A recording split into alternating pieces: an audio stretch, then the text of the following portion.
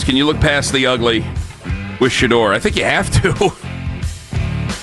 If you don't, it's like, well, what else you got to look forward to other than, like, and some people get upset, like, Ken, Carson plays well. Yeah, I know Carson Schlesinger plays well, but if you guys don't get this position figured out, then he's just going to be the next in line of great players that ended up wasting their time here, like Joe, like Joel, like Miles, Denzel. Like, if you don't get that position figured out, like, this is what it's going to be.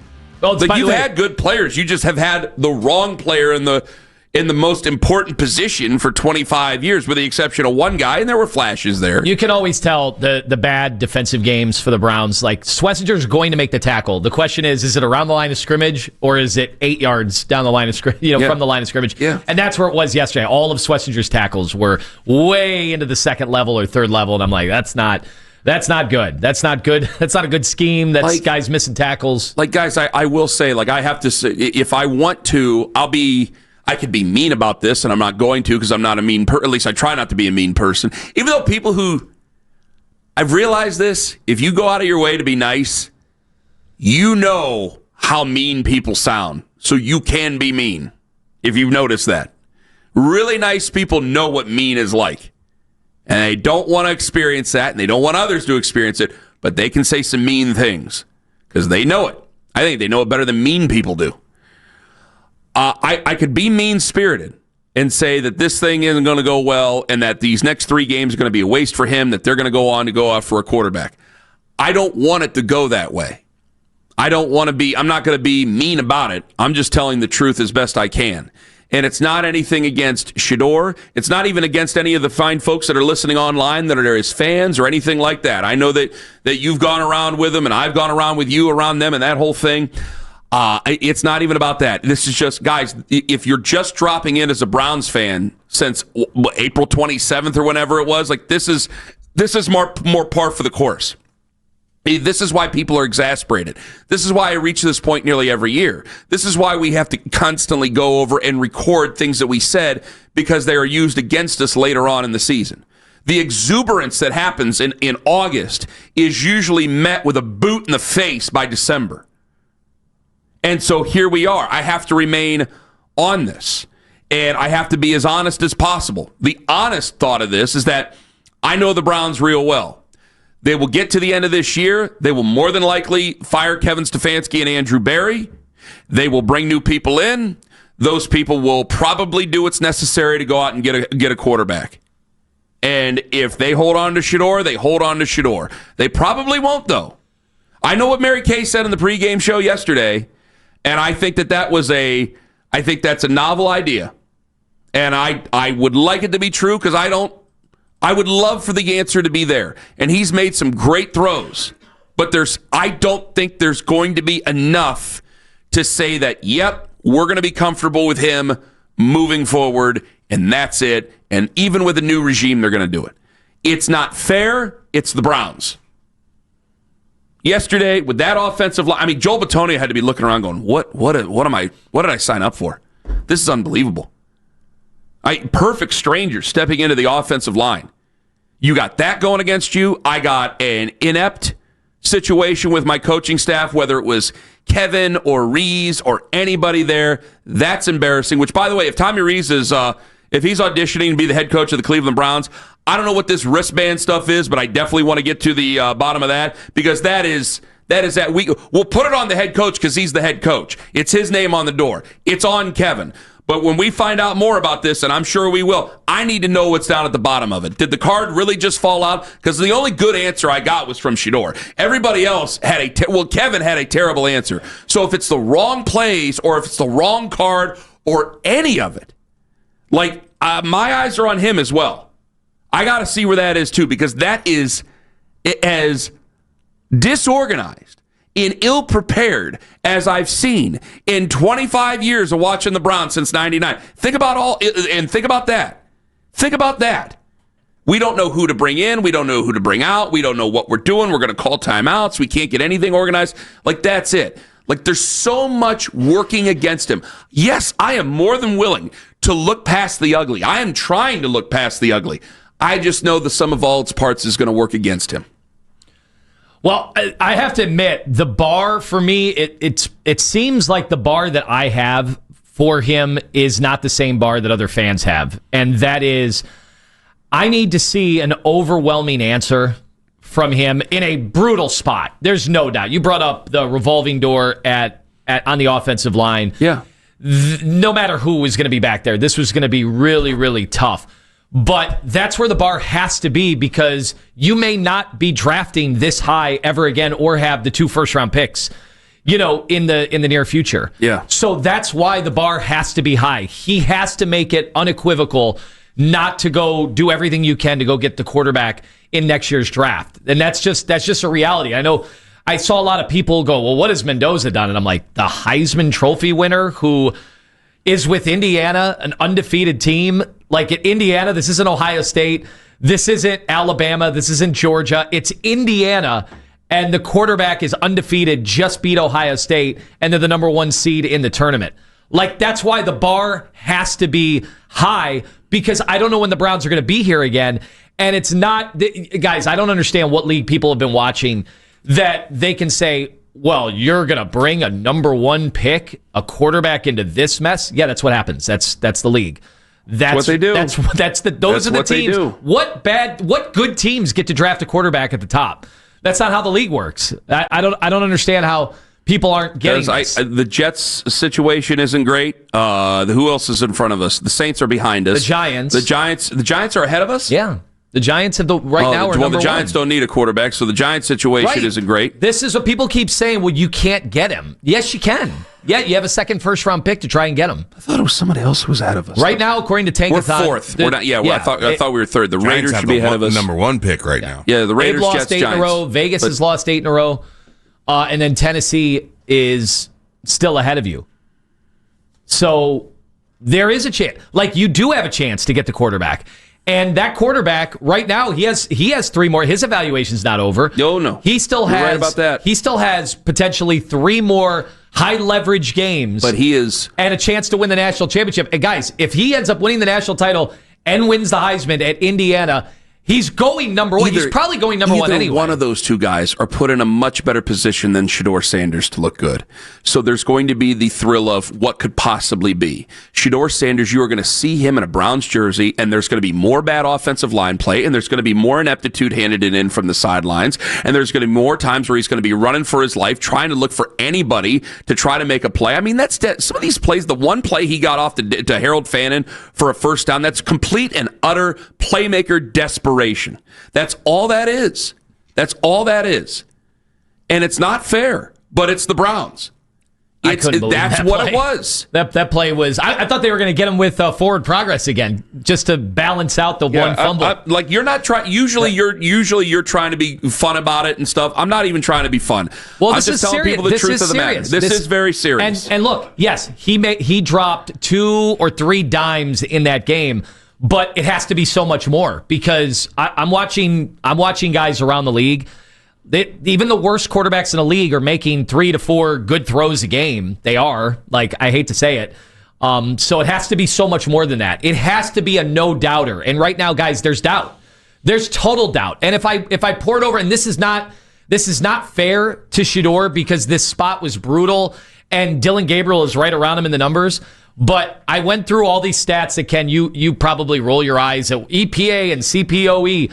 Okay, he's 44th out of 44th in that composite. He's 44th out of 44th in adjusted EPA per play. In EPA per play, he's 44th out of 44th. In success rate, he's 44th out of 44th. In completion percentage, 43rd. J.J. McCarthy is 44th. And he actually looked pretty good last night, did he not? Expected completion percentage. He's in the 30s, okay. But everything else, CPOE, 44th out of 44th.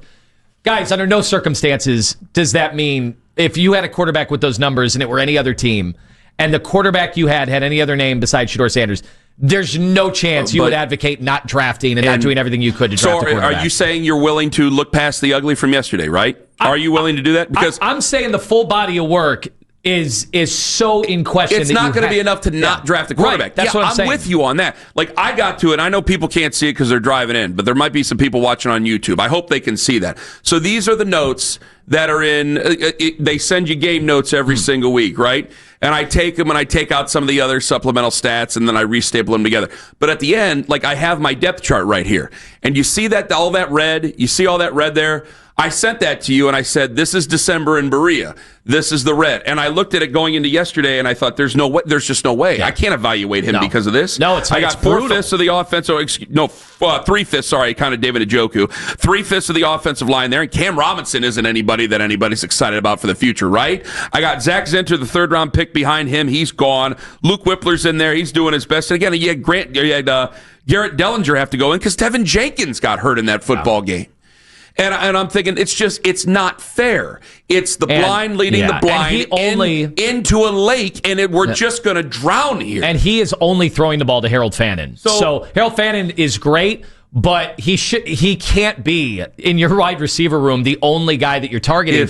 And because of that, yesterday, did you see how many targets it was? Out of 31 total targets. But this is my issue. 14 of them were to Harold Fannin, and that's not counting the screen plays that you're not really throwing the ball down the field. So every time he steps back, the defenses know he's looking at Harold Fannin. But I do firmly believe this, with this going on right now in your roster and the offense you have to make, the offensive changes, like I think it's going to be quite ugly next year. Like I don't know if Fernando Mendoza can overcome this, and I don't know if Dante Moore can overcome this. I don't know many quarterbacks who can overcome this, and the ones who can are legends. So it's brutally unfair, but it's the brutal truth of the matter that at the end of all this, I got a head coach that's struggling to come up with answers that are passable. Everybody else doesn't want to answer anything. You have more stupid things going on from the sideline than I could ever count. And I'm supposed to evaluate him? No. Stay in the water. Stay in the water. I wish he could overcome this. I wish he could overcome it. But I don't think he's going to be able to, and that's the reason why I think next year you just need to get ready, because it's going to happen. You just need to get ready. I really like him. If you're watching on YouTube, watch this on YouTube Live. It's absolutely free. I really like him. I just don't think there's a chance in hell. Because of all this whole thing, this whole situation. I saw something because I said, and I brought up the depth chart, and I had said, I looked at these guys who are out again. Garrett Dellinger going in, which you had brought up. Somebody had tweeted that at us. Was it T Moon Pickens with the Daniel Yafusi stat about the pass rush win rate, or what was it? Yeah, it said the Browns pass block win rate today is marked at 70%, which would be the 4th highest of the season. Mm-hmm. Which is defined as how often offensive line or individual linemen successfully hold their block against a pass rusher for at least 2.5 seconds. You see, well, that's the beauty of it. Thank you very much. See, he's not wrong. Obviously, that's a stat.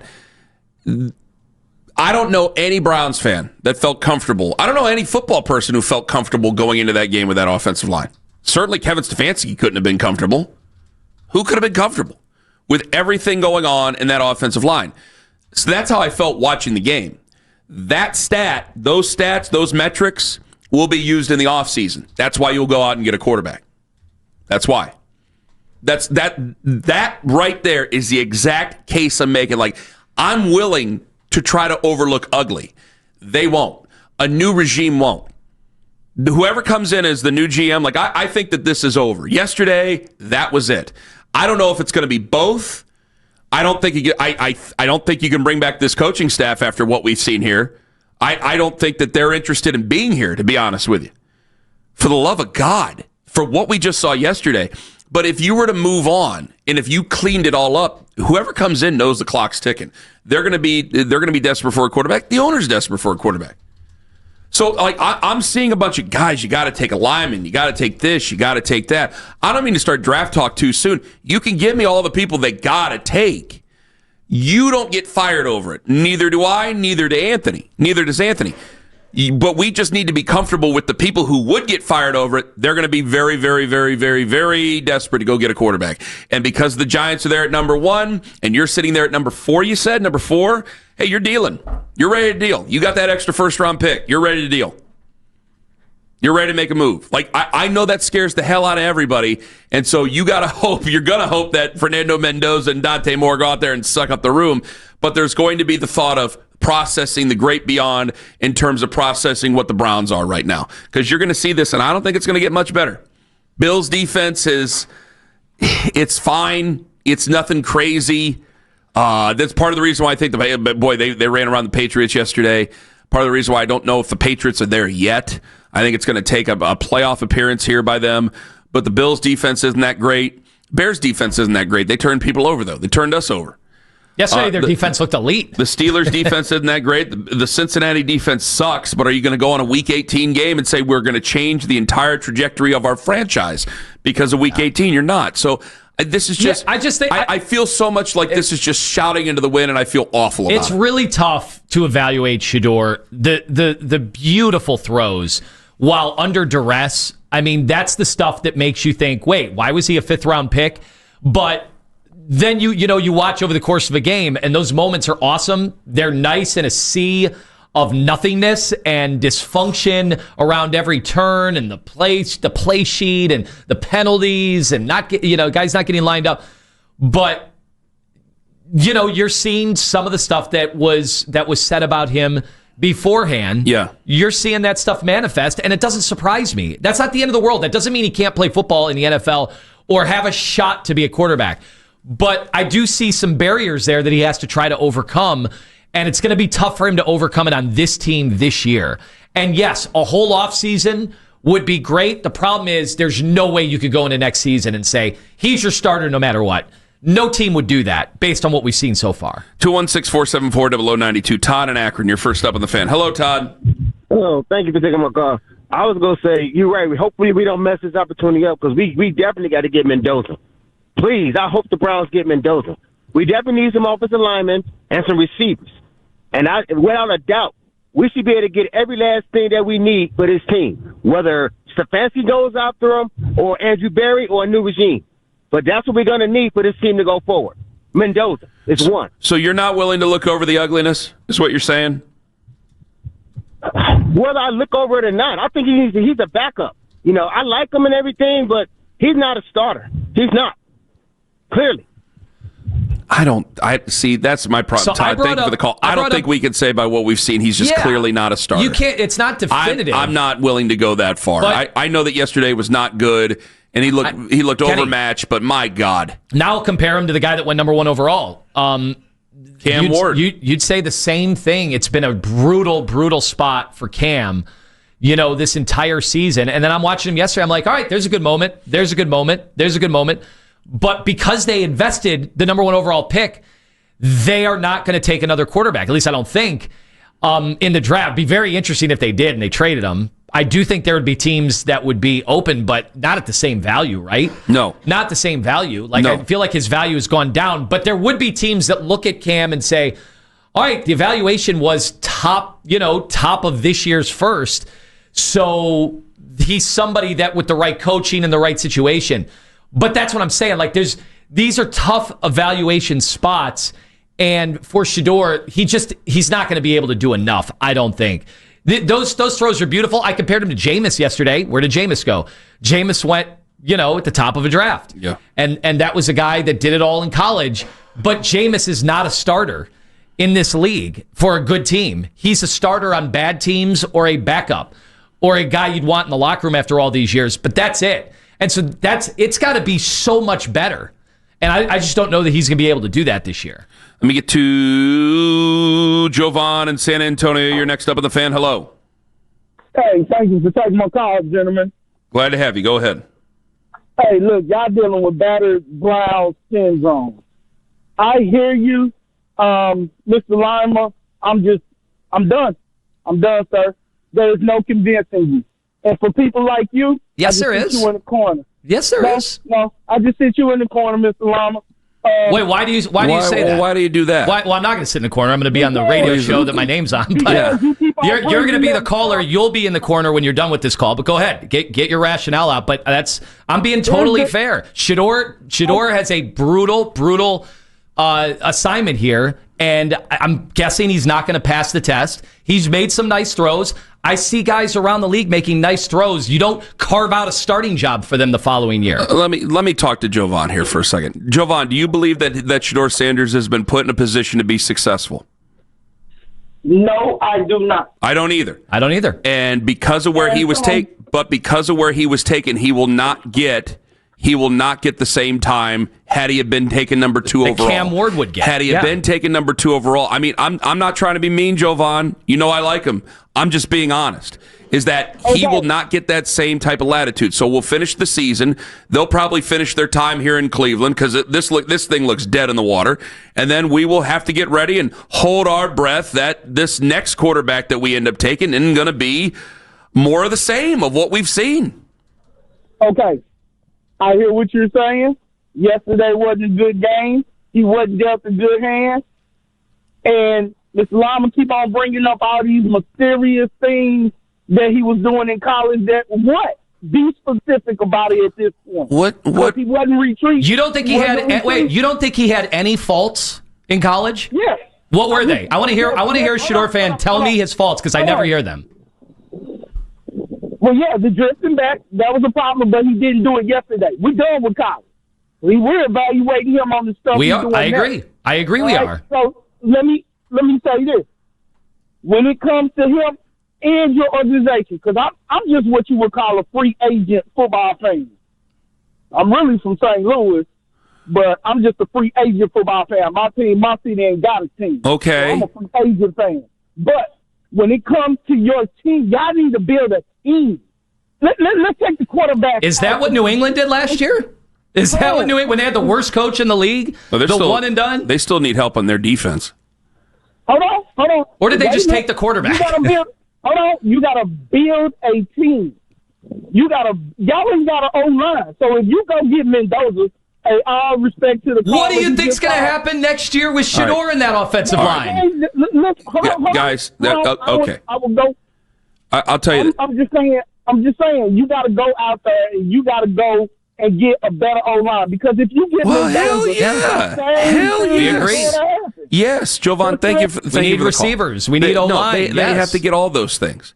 They are not equipped to be a competitive football team. But that's not a reason to not take a quarterback. Well, that's again, never a reason. We got 5 more months to debate that because it's still the month of December. We got 4.5 more months to debate that. I don't disagree that they need to build a team. It's not like they're going to get a quarterback and they're going to be very competitive next year. I'm still going to be worried about that because these problems here on this roster are not going away. They're not going away. But we've had good teams before. Again, we had a 4-win football team with 6. Back when the Pro Bowl was actually kind of sort of legitimate, we had a 4-win team with 6 Pro Bowlers on that football team. You know who wasn't a Pro Bowler? Brandon Weeden, because he sucked. So we've had teams around a quarterback before. We've had a Hall of Famer known as the best at his position. We have another future Hall of Famer who may be known as the best ever to play his position.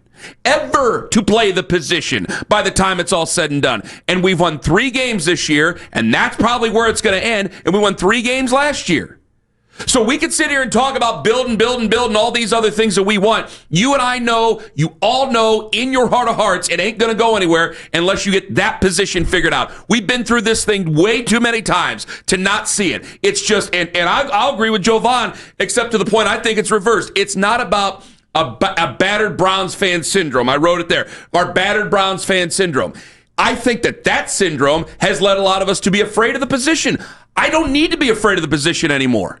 There's so many guys, it's become such a crapshoot anymore that now I have to have a 44-year-old come out of retirement 5 years after he was done to play for a team to try to help save their season. So now if it doesn't even matter as much, I don't need to be as nervous as I used to be. You're right. Think of how loaded we thought the Browns were, and when Baker went south, they couldn't win.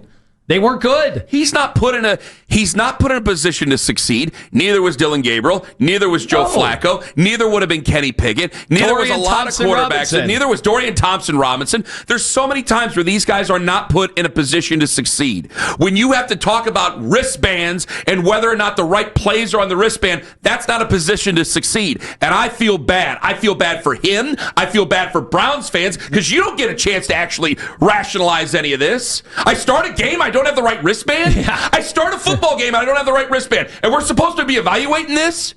Again, welcome. Everybody who's not a fan of the Browns before the season and you're taking it all in, welcome. Because this is par for the course.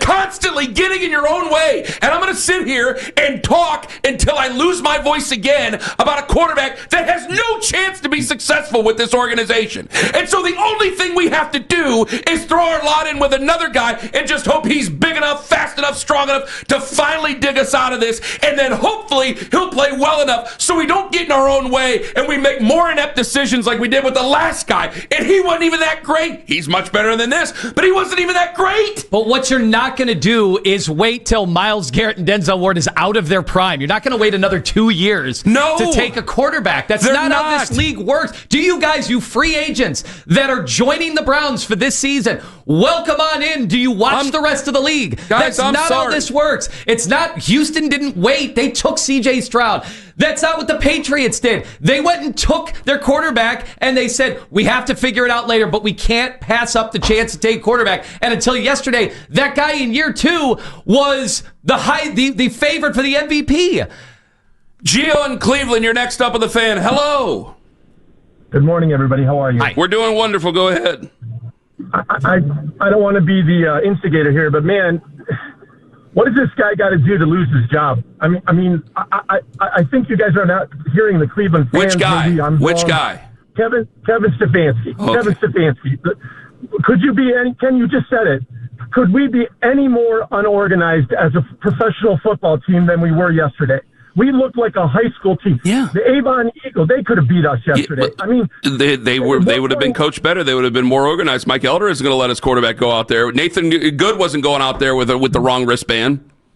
But you understand what I'm saying. So what is it? We keep putting everything on the quarterback for my whole life. I'm not. Quarterback. But listen, wait. We had a guy on our staff last year, a coach on our staff last year that went to a team that all they did was they drafted a lineman. And yeah, maybe a couple other parts sprinkled in here and there. But it's the same team that absolutely sucked last year, and now they're one of the best teams in the AFC. Don't come at me with this. It's not the coaching. It's not the culture. Kevin Stefanski was a coordinator, 1-2 years, and then what was he? No one's saying it's not the culture. It is the culture. He's got to go. It is the organization. Go. Yeah, He's going to get fired. You can have Tom Brady. You can have Tom Brady right now. Yeah. And we're going to suck. I actually agree. I actually agree with Gio. Thank you for the call. There's only so many things so many guys can do. You would maybe be somewhere around 500, but there's so many things that only so many guys can do. Gio's right. This whole thing is a mess. Shedeur Sanders is not put in a position to be successful. Josh Allen would not be put in a position to be successful. We would only be hoping that Josh Allen could dig us out of this. Because you know why? Because they had to fire Ken Dorsey at one time, and then we were the team that picked him up for last year. Because we don't put people in a position to be successful here. I think you guys are right with when you start bringing up Tom Brady and Josh Allen is single-handedly putting a team on his back. They're a bad defense. They're a bad offensive line. He's just doing it by himself. He's that good. But you can't just go get Josh Allen. I get it. I think that they can only be so good, and I don't think with this organization, with this team, they would get in their own way. So that's what makes everybody fearful of all the other things that we can get, because we don't want to run another quarterback into the ground, as we are running all these other quarterbacks into the ground, including this young man. So we can have all the fights, all we want. We can post all the clips and yell at each other and call each other all the names. But at the end, you're not responsible for it. They're not responsible for it. The Browns are responsible for it. Wristbands. Never thought I'd be arguing that on a Monday.